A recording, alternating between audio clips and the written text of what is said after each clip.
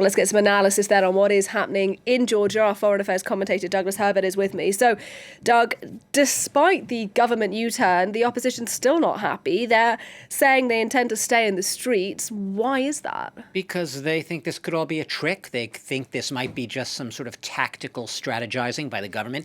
They trust this government about as far as they can throw it. Look, what they are looking for is pretty clear. They want legal guarantees that what the government says the government will actually do, that this law will be legally rescinded, legally canceled, not brought back in through some sleight of hand through a back door.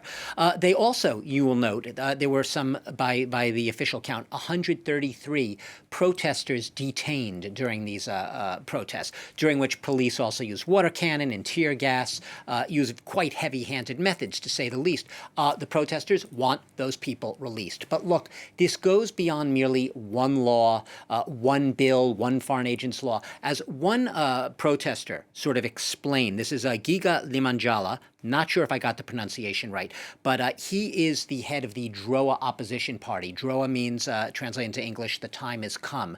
And he laid it out as a far broader set of aspirations. Listen to what he had to say.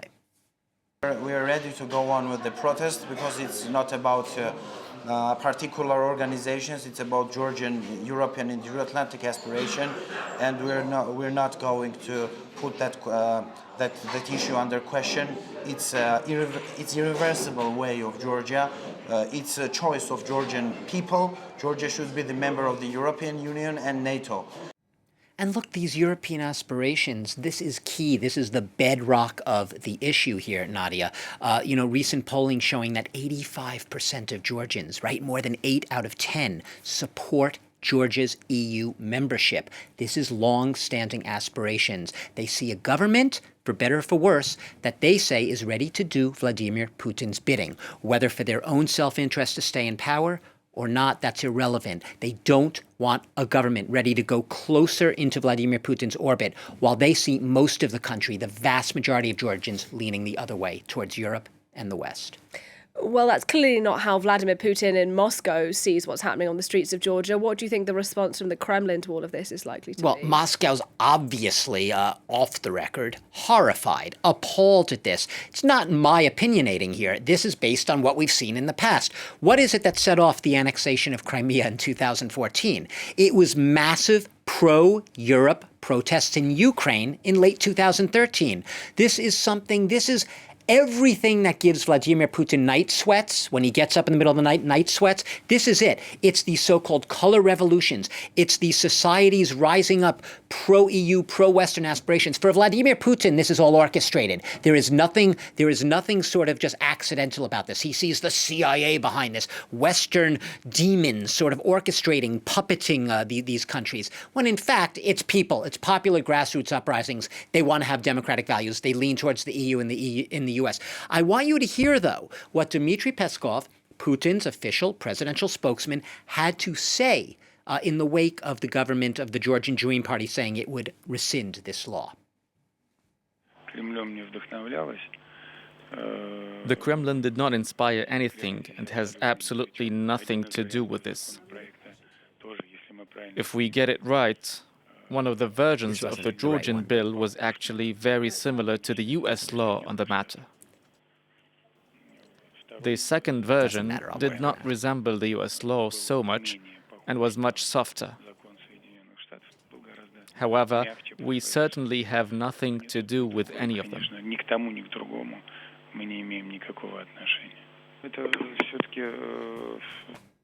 Okay, so now you hear it right from almost the horse's mouth, the horse of the horse's mouth, the spokesman, saying basically we have nothing to do, keep going, nothing to see here, Kremlin's not involved. Okay, but beyond that, and this is where it implicitly gets the thinly veiled threat here, is he says, okay, well, we don't right now have relations with Georgia, that is Russia, but we are certainly, I'm quoting him here, we are certainly concerned about the situation there. It is definitely important, this is Peskov speaking to us, that there is calm along our borders, and the current situation there leaves much to be desired.